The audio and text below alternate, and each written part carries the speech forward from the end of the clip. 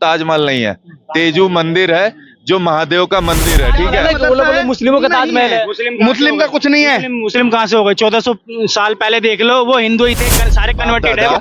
खजूर ऊंट की पीठ पे चढ़ के खजूर तोड़ते थे, साले कबीले में रहते थे। ये तेजो मंदिर था नहीं, तेजो मंदिर वो है। पहली बात तो आपको यहाँ पर करेक्ट कर दूं। पहला जल चढ़ चुका है। राहुल गांधी के जात के बाद पूछने पर अखिलेश यादव जो है वो तमतमा उठे, कह रहे हैं कि आप जात कैसे पूछ सकते हैं राहुल गांधी से, वही 140 करोड़ लोगों से जो जात पूछी जाती है, जाति जनगणना करवाई जाती है। देश के अंदर नाबालिग के साथ में रेप होने पर चौराहे पर लटकाने का प्रावधान नहीं आएगा। यूसीसी से डरते हैं ये कांग्रेस वाले, यूसीसी से डरते। राहुल गांधी के जात के बाद पूछने पर अखिलेश यादव जो है वो तमतमा उठे, कह रहे हैं कि आप जात कैसे पूछ सकते हैं राहुल गांधी से, वही 140 करोड़ लोगों से जो जात पूछी जाती है, जाति जनगणना करवाई जाती है। 40 करोड़ नहीं है, देखो 100 करोड़ हिंदुओं की बात है, 40 करोड़ तो वो अलग छोड़ो। और भैया एक मिनट, एक चीज बताओ, देश में इस समय राष्ट्रपति के बाद सबसे बड़ा पद होता है प्रधानमंत्री का। उसको कितनी गालियां दी हैं इन्होंने, क्या क्या नहीं कहा है। इन पे कार्रवाई नहीं होनी चाहिए। ये उसकी जाति पूछते हैं, उसके कम्युनिटी के लोग अगर पैसा लेके भागते हैं तो ये नहीं बताएंगे कि उनको पैसा मिला कब। ये उसकी कम्युनिटी का है, केवल इसी का प्रचार करेंगे। यही चंद्रशेखर रावण अभी 9 तारीख को जंतर मंतर आ रहा है। अगर वीडियो पहुंच जाए और उसका कोई समर्थक हो तो भाई दिखा देना। तुम ये हाथरस पहुंच जाएंगे, लखीमपुर पहुंच जाएंगे, हर जगह पहुंचेंगे। ठीक है, लेकिन ये अयोध्या नहीं जाएंगे। क्यों नहीं जाएंगे? कि अखिलेश भैया नाराज हो जाएंगे। जय भीम के साथ जो जय मीम का नारा लगाते हैं वो मीम नाराज हो जाएगा। चंद्रशेखर इस पे नहीं बोलेंगे। चंद्रशेखर भैया सुनो, तुम्हें फंड जो आता है हमें पता है कहाँ से आता है, हम नहीं बोलते। लेकिन जिस पक्ष की बात उठाते हो, कम से कम मायावती देखो लाख बुरी हो, कुछ भी करा हो उसने, लेकिन आज वो इस मुद्दे पे खड़ी है। वो सपा को, सारी विपक्षी पार्टियों को धो रही है। मायावती गलत नहीं थी, मायावती का शासन दलितों के लिए सबसे सही था। ठीक है, वो ना बीजेपी कर पाई है और ना और कोई पार्टी कर पाएगी। यूपी, अभी सावन का महीना चल रहा है, यूपी में ताजमहल है, आगरा में ताजमहल है, उसमें अभी मालूम चला सूत्रों के मुताबिक दो लोग हैं, 2 लड़के हैं, उसमें जल लेके और जल चढ़ा दिए हैं। बिल्कुल सही काम किया ताजमहल के ऊपर, इस पे क्या कहेंगे? बिल्कुल सही काम किया। पहली बात तो ताजमहल नहीं है, तेजू मंदिर है जो महादेव का मंदिर है। ठीक है, उसका तहखाना खुलवा लो आज भी और जाके एक बार देख के आओ। ठीक है, ये जिनके बाप दादा खजूर ऊंट की पीठ पे चढ़ के खजूर तोड़ते थे, साले कबीले में रहते थे, ये आके इस देश में लाल किला, ताजमहल और कुतुब मीनार बनाएंगे। क्या बात करते हो साहब? हमारे पैसे लगे हैं, हमारे मजदूर लगे हैं, हमारे लोगों को दीवालों में चुनवाया गया है, हमारे लोगों के हाथ काटे गए हैं अगर बनाए तो। ये इनके बाप दादा लेके नहीं आए हैं। ये जो आज आके कहते हैं ना लाल किला, सुनो साहब एक चीज बता देता हूँ, इनसे कह देना इनके बाप दादा जो मुगल है ना, कितने बना के गए हैं, उससे कितना वो क्या कहते हैं टूरिज्म के से पैसा आता है ना, हमारा एक मंदिर उतना दे देगा। यह बहुत बड़ी बात बोल रहे हैं। जो ताजमहल था वो अब जो ताजमहल है वो पहले तेजोलिंग था, तेजू मंदिर। ठीक है, उसका तहखाना खुलवा लो भैया। अगर आपके अंदर हिम्मत है और बीजेपी वोट बैंक की राजनीति नहीं करती है तो उसका तहखाना खुलवाओ। वहां से ना अगर शिवलिंग निकला तो फिर क्या ना केवल तेजो मंदिर था नहीं, तेजो मंदिर वो है।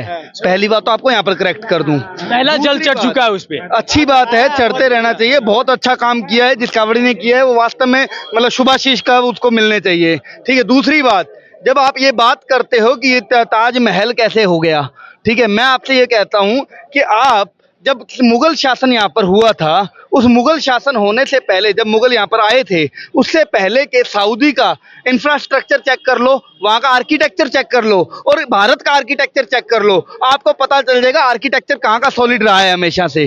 ठीक है, भारत का हजारों हजार साल पुराना आर्किटेक्चर है। भारत वो संस्कृति है जिसने बहुत हजारों हजार साल पहले त्रेता युग के अंदर जिसने एक ऐसा ब्रिज तैयार कर दिया था जो भारत को लंका से जोड़ता था समुद्र से, और मानव निर्मित जिसको राम सेतु के नाम से जाना जाता है, वो आर्किटेक्चर भारत के पास में था। ठीक है, भारत के जाके साउथ के आप मंदिर चेक करो, हजारों साल पुराने वो मंदिर, उनका आर्किटेक्चर चेक करो। ठीक है, केदारनाथ मंदिर का जाकर के आर्किटेक्चर चेक करो, हजारों साल पुराना मंदिर, बद्रीनाथ जाकर के आर्किटेक्चर चेक करो, तब आपको पता चलेगा कि भारत के आर्किटेक्चर में कितना दम था। और ये अपनी पीठ थपथपाते हैं कि हमने बनवा दिया। अरे अगर तुमने बनवाया होता तो तुमने अपने क्षेत्र में तुम क्यों नहीं बनवा पाए?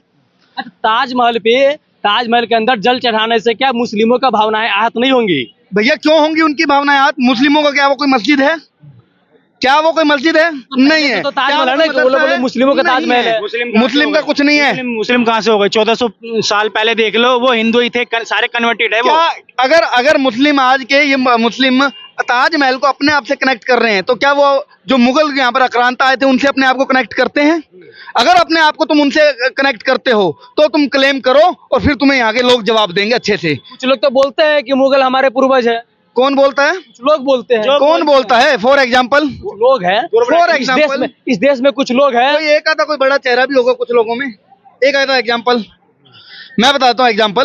एग्जाम्पल के लिए है एक कुत्ता ओवैसी, ठीक है, वो बोलता है, ठीक है, वो मुगलों का अपने आप को वंशज बताता है, और उस हराम के पिल्ले को इस देश की जनता कहाँ रखती है वो आपको भी पता है। वो वहां रखती है जहां से नहाते हुए कुछ जड़ जाता है, ठीक है। अब आप समझ जाइए कहाँ से क्या जड़ जाता है, ठीक है। तो इन जैसों को कोई ज्यादा उनकी वैल्यू नहीं है। अब आ जाओ अपने अयोध्या के ऊपर आप, ठीक है।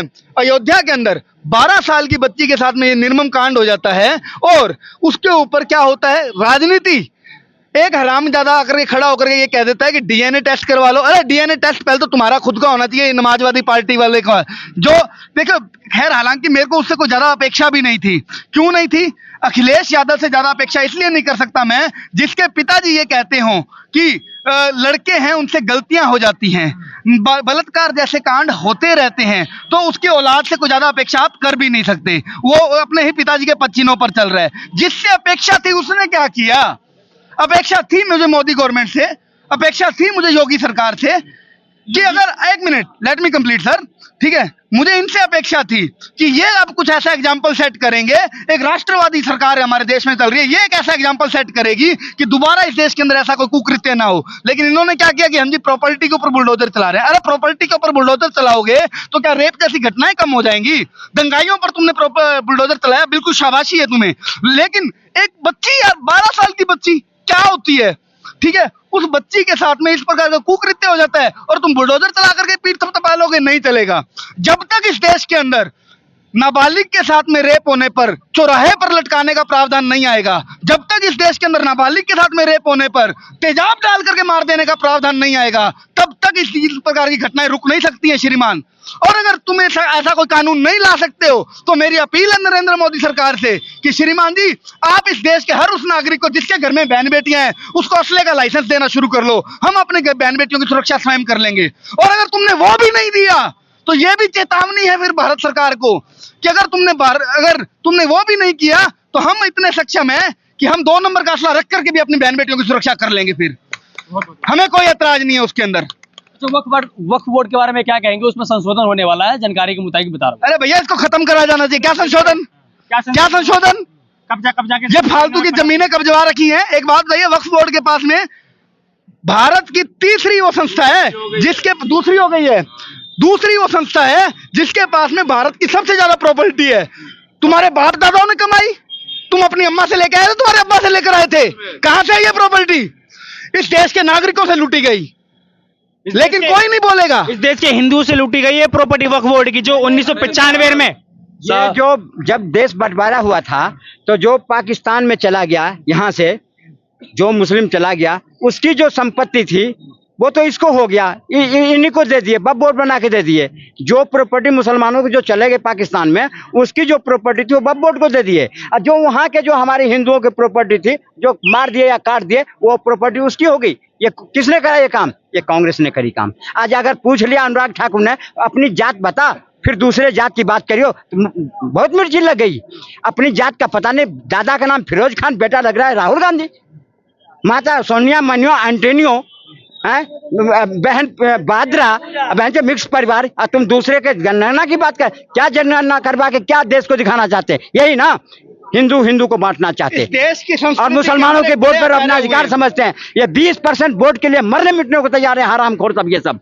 ये सब नालायक है, ये देश के दीमक है। ये तो जनगणना इसलिए कराना चाहते हैं कि जो दबे कुचले लोग हैं उनको व्यवस्था मिल। अरे 60 साल देश को दबा कुचा के रखा, 60 साल हो गए देश में शासन करते। एक